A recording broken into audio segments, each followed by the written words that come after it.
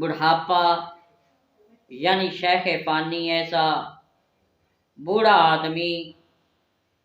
جس کے اب طاقتور ہونے کی توقع نہیں ہے، وہ اگر اپنی زندگی میں رمضان پائے تو پھر اگر وہ روزہ نہیں رکھ سکتا تو وہ روزے کا فدیہ دے گا۔ ایک روزے کا فدیہ ایک مسکین کو کھانا کھلانا ہے۔ قرآن فرماتا ہے وَعَلَى الَّذِينَ يُطِيقُونَهُ فِدْيَةٌ طَعَامُ مِسْكِين، کہ ایسا شیخ فانی، ایسا بوڑھا آدمی جس کے اندر اب روزہ رکھنے کی طاقت نہیں اور توقع بھی نہیں کی جا سکتی کہ اب یہ روزہ رکھ سکے گا، اس کے اندر طاقت آئے گی، تو پھر ایسا بوڑھا آدمی جو ہے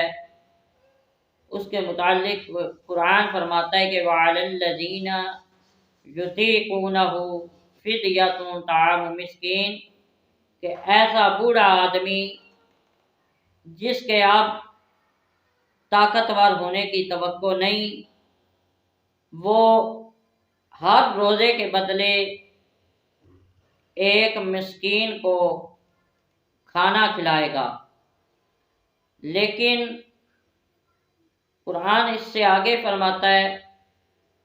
فَمَن تَطَوَّعَ خَيْرًا فَهُوَ خَيْرُ اللَّهِ، کہ اگر ایک مسکین کو کھانا کھلانے سے زیادہ اس کے پاس طاقت ہے، وہ زیادہ طاقت رکھتا ہے، تو زیادہ صدقہ خیرات بھی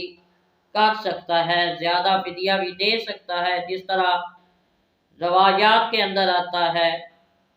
کہ حضور کے صحابہ نے ایک صحابی نے ایک روزے کا فدیہ ایک باغ بھی دیا ہے، تو وہ ایک روزے کا جو فدیہ ہے وہ ایک مسکین کو کھانا کھلانا ہے، لیکن اگر اس سے زیادہ دے گا تو وہ اس کے لیے بہتر ہے۔ وَأَن تَصُومُوا خَيْرٌ لَكُمْ، لیکن ایسا شیخ فانی جس کے پاس طاقت نہیں ہے روزہ رکھنے کی،